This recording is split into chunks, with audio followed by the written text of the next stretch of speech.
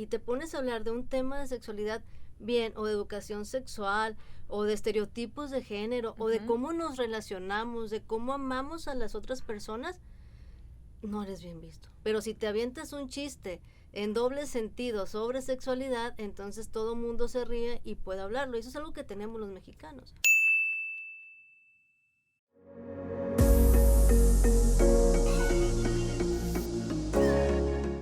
En el episodio del día de hoy me da muchísimo gusto saludar a Rocío García, quien es sexóloga, criminóloga, terapeuta, psicóloga. Bueno, ¿qué más, Rocío? Bienvenida a Posta, buenas tardes. Muchas gracias por la invitación, Ana. Encantada de estar aquí. Y bueno, terapeuta, ¿no? Terapeuta también de temas complicados, pero muy bonitos. Y que cuando la gente se acerca y los conoce, les abre o les cambia el panorama.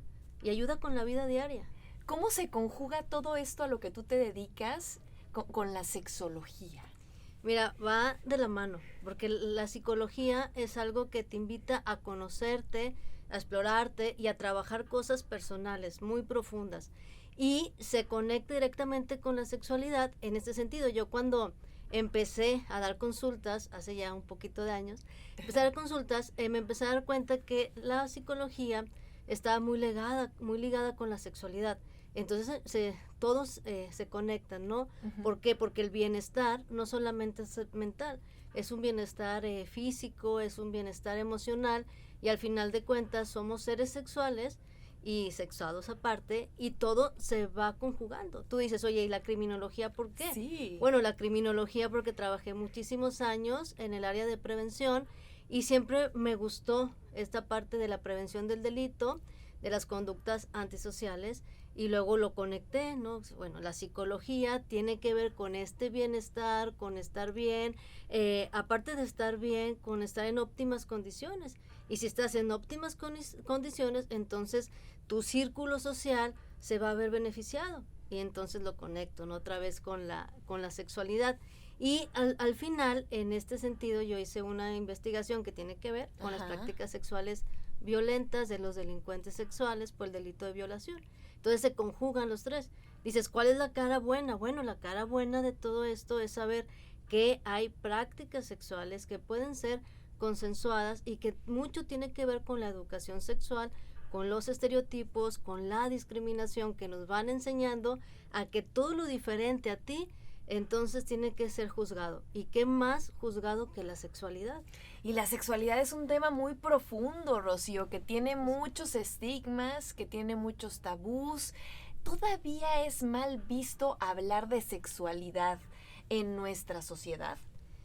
Sí, y fíjate que es muy curioso, Ana, qué bueno que lo dices, porque estamos acostumbrados a hablar de sexualidad, de las prácticas sexuales, y en son de chiste y de burla, pero está mal visto que tú estés en una reunión, y háganlo, si estás en una reunión y te pones a hablar de un tema de sexualidad bien, o de educación sexual, o de estereotipos de género, o de cómo nos relacionamos, de cómo amamos a las otras personas, no eres bien visto. Pero si te avientas un chiste en doble sentido sobre sexualidad, entonces todo mundo se ríe y puede hablarlo. Y eso es algo que tenemos los mexicanos. Entonces necesitamos tener buena educación sexual. Sí, una educación sexual enriquecida con las emociones, con los sentimientos, con las sensaciones y con la forma en la que nos relacionamos ante la sexualidad. Es fácil, ¿no? Si estás en pareja, pues no solamente hay una sexualidad, vamos a verlo así, está la sexualidad tuya, la de tu pareja y la de ambos, ¿no? Entonces cada quien con su historia sexual, con la educación sexual que trae, llega a la pareja y aporta, y de ahí se forma una sexualidad. Entonces yo puedo ser muy libre con mi sexualidad, conmigo misma, pero no compartirla con mi pareja, porque entonces a mi pareja y a mí nos enseñaron diferentes formas de qué es compartir una sexualidad en pareja, donde tal vez él o ella quiere adivinarme lo que a mí me gusta, lo que me hace sentir, lo que me da placer. Y entonces a mí me enseñaron que hablar de eso me convierte pues en menos que una cualquiera, ¿no? Se podría decir. Y más el tema ligado al sector femenino. ¿Cómo rompemos esta parte en el país? Que sí lo vemos bien, que lo hagan los hombres, mal que lo hagan las mujeres, y nos ponen unas etiquetas que, bueno, ni mencionarlo porque ya lo conocemos. Sí, mira, lo principal es apropiarte del placer. O sea, no es como voy a dejar que descubran o que alguien me haga disfrutar. No, es tú apropiate de tu placer, explora, pero volvemos a lo mismo. No nada más el cuerpo, porque explórate el cuerpo. Entonces, tócate y a ver qué pasa. No, no, no, es explora tus sensaciones, tus emociones, tus sentimientos. Tú mismo. Tú misma, tú mismo, claro. O sea, ¿qué te gusta no solo en lo sexual? O sea, ¿qué te gusta con tu pareja? ¿Qué te gusta en la vida? ¿Cómo te gusta relacionarte? ¿De qué forma te relacionas? ¿Cómo aprendiste a relacionarte? ¿Cómo aprendiste a amar? Y desde ese paradigma o desde ese concepto, podemos ir cambiando la forma en la que nos relacionamos con la sexualidad. Y entonces nos apropiamos y entonces yo digo, ¿sabes qué? Yo espero esto de mi pareja, esto sí, esto no, esto lo acomodo acá. ¿Desde dónde? Desde la sexualidad. No hay otra forma de acomodarnos. Pero esto inicia desde la escuela, desde la casa. ¿Cómo lo manejamos para las futuras generaciones el poder entender en este sentido a la sexualidad? Bueno, se maneja yo creo que en conjunto, desde la escuela y desde la familia. Tendría que hablar el mismo lenguaje sexual. Volvemos a lo mismo, porque la sexualidad no es solamente la masturbación. La sexualidad no es ver pornografía, ¿no? La sexualidad no es ponte un condón, ¿no? Entonces, ¿qué nos enseñan en la escuela? Es una educación biológica de prevención de infecciones de transmisión sexual. Y en la escuela nos enseña, y en la casa nos enseñan a que te tienes que cuidar de algo misterioso que se llama sexualidad, que un día lo vas a probar, pero que ahorita estás muy chico y muy chica para darte cuenta de ella. Es una locura. Entonces, ¿qué tendría que ser? Una negociación entre la cultura y entre la escuela y entre los padres de familia o los tutores o cuidadores. ¿De qué les vamos a hablar? No solamente, como lo repito, de prácticas sexuales, sino de la forma, tu cuerpo y tus emociones. ¿Qué te gusta, qué no te gusta? Pero de todo, porque de ahí no lo ligamos a esta parte de la prevención de las conductas violentas. ¿Por qué en nuestro país tiene esto como parte de su conducta diario vivir el tema de la sexualidad como un tabú, el tema de la sexualidad que solo lo disfrutan los hombres y que es más mal visto en las mujeres? ¿Por qué hacerlo de esta manera en el país? ¿Hemos avanzado en positivo o seguimos en las mismas, Rocío? No, definitivamente creo que sí ha habido un avance en cuestión de difusión de prácticas, difusión de expresiones, de que sí puedes ser tú, puedes acceder. Hay un poco de mayor libertad, por ejemplo, en esto de las expresiones de la sexualidad, de las diversas expresiones o de las diversas preferencias que existen, ¿no? Eso sí es un avance por los medios de comunicación, por las redes sociales, que a veces son benditas redes sociales, a veces no, por la mayoría de veces sí, aquí sí nos ayuda. Entonces, ¿por qué siempre ha sido así? Porque la educación sexual repite muchos estereotipos de género y aparte pensamientos que colocan a una mujer en una posición más abajo que el hombre, al hombre en una posición de superioridad, y entonces estas cuestiones se van repitiendo y se ven en la educación de la sexualidad, donde el hombre se le da más libertad de tocarse, de explorar y de reconocer su sexualidad, pero también los hombres un poco cosificados también en cuestión de sus órganos sexuales solamente, ¿no? Como si el hombre solamente fuera sus órganos sexuales y no tuviera una expresión emocional y no pudiera querer ni relacionarse de forma diferente. Y a las mujeres nos colocan en una posición donde nosotras tenemos que ser educadas por el hombre o por nuestras parejas para acceder a nuestra propia sexualidad. ¿Desde dónde viene eso? Pues desde tiempos inmemorables, desde la revolución, ¿no? Desde esto que, oye, ¿sabes qué? En ese tiempo la virginidad, no te pongo un ejemplo. Si te casabas y entonces ponían una mancha, una sábana blanca, si se pintaba de rojo con la o con el rompimiento del himen, eras virgen, ¿no? Y entonces bravo, y tu esposo salía muy orondo a poner esta sábana para saber que tú eres virgen. Hoy en día sabemos, hay más conocimiento que no todas las mujeres tenemos himen, por ejemplo, y que hay tipos de himen, y que hay un himen que se llama himen complaciente que nunca se rompe. Entonces, ¿cuándo vas a sangrar? Y que eso no te hace ni mejor ni peor persona, ¿no? Es más, no te hace ni saber de educación sexual ni de disfrutar tu sexualidad. Es solamente algo anatómico. Entonces, con estas creencias nos han ido educando. Entonces, ahorita sí se rompe un poquito esas creencias, pero hasta ahorita hay mujeres o hay hombres que le dan mucho peso a esta parte de la virginidad del himen, todavía, ¿no? Rocío, si tuviéramos nosotros más el tema más analítico en el sentido de nuestras emociones, nuestro cuerpo desde pequeños, que nos educaran en casa, en la escuela, ¿habría menos abuso sexual, menos delincuencia y todo lo que conlleva el tema de la sexualidad o no? ¿Habría más decisión? Sin duda. Sin duda habría más decisión de tus actos y estarías más consciente de la no violencia. Entonces estaríamos hablando que las personas sabrían más de sus placeres y del respeto del placer de la otra persona. Claro, sin duda alguna cambiaría importante. O sea, sería un cambio muy importante la educación de la sexualidad basada también, como lo dice la OMS, porque la OMS, o sea, no lo decimos nosotros los sexólogos o las sexólogas, no, o sea, la OMS lo dice, la salud sexual es el bienestar físico, emocional y mental que acompaña las prácticas sexuales placenteras y consensuadas. Y eso te va a dar el bienestar y la salud sexual, ¿no? O sea, no es un hilo negro, ¿no? No es un hilo negro. Pues siempre se ve como que no, ese tema no, porque es muy sensible y no están preparados. Creo que tendríamos que evolucionar también como comunidad para ver en este sentido a la sexualidad. Sí, abrir, ¿no? Abrir un poquito la mente y quitarle esto que dices como lo oscuro, lo pecaminoso y dejar de asociar sexualidad con prácticas sexuales o con relaciones sexuales, ¿no? Pero esto ya no sería un negocio.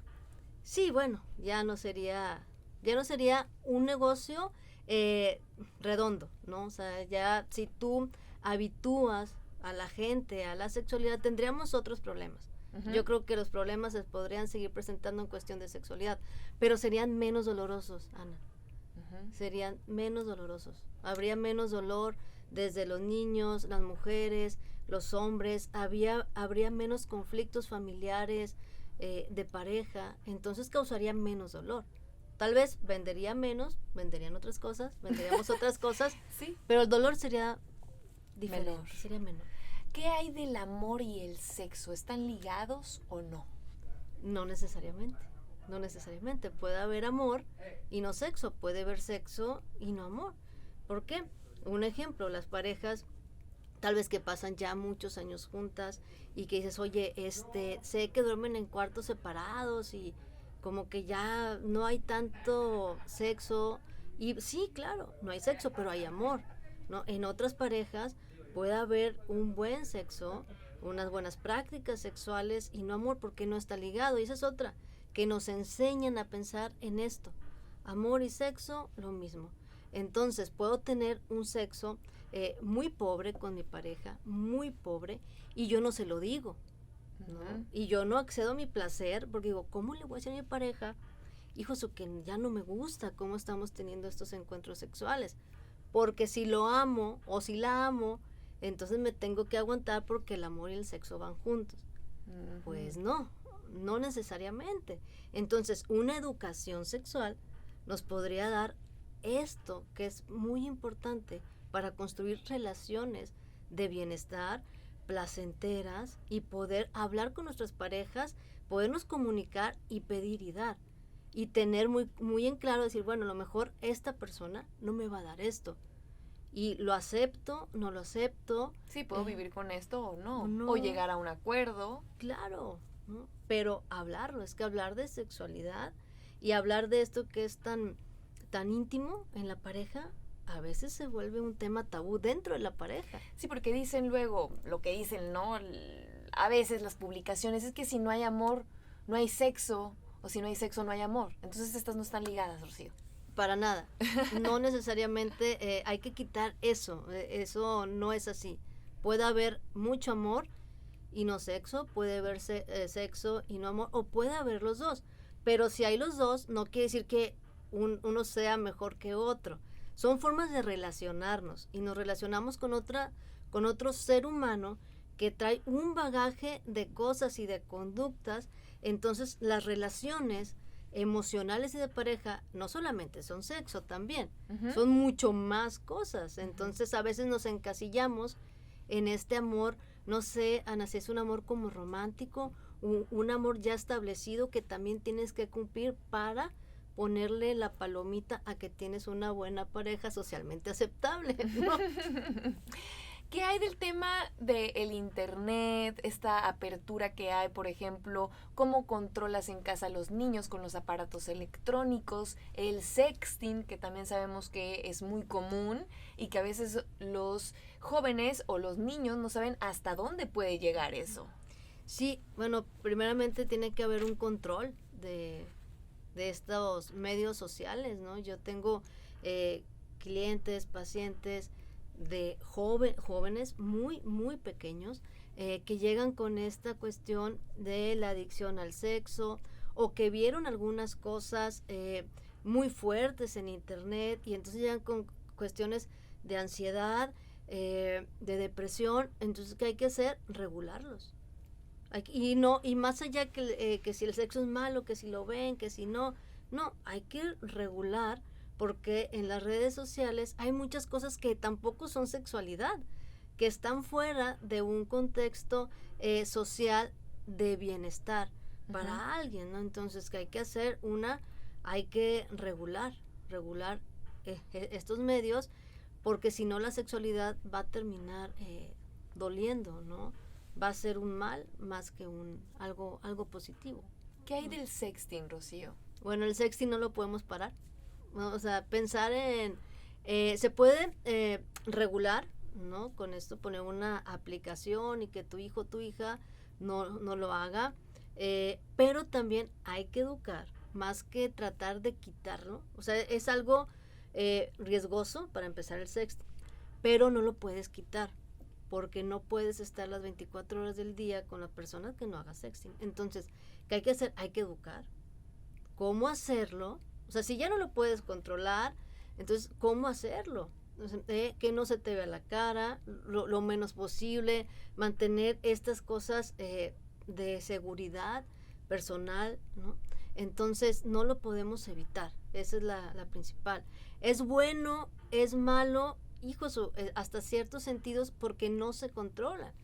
Y no se controlan ni los adolescentes, ni los adultos, ni ningún tipo de edad el sexting, ¿no? Porque aparte, si haces sexting con una persona no indicada, porque volvemos a lo mismo, sí, hay una cohesión, sí, están diciendo, mucha gente lo hace, tú no tienes los medios o los cuidados suficientes, te pueden hasta extorsionar, ¿no? Lo hemos visto. Claro. Y andas rodando en la red. Entonces, ¿se puede quitar? ¿Se puede prevenir? No se puede prevenir. Lo que sí podemos hacer es educar para que el riesgo sea lo menor posible.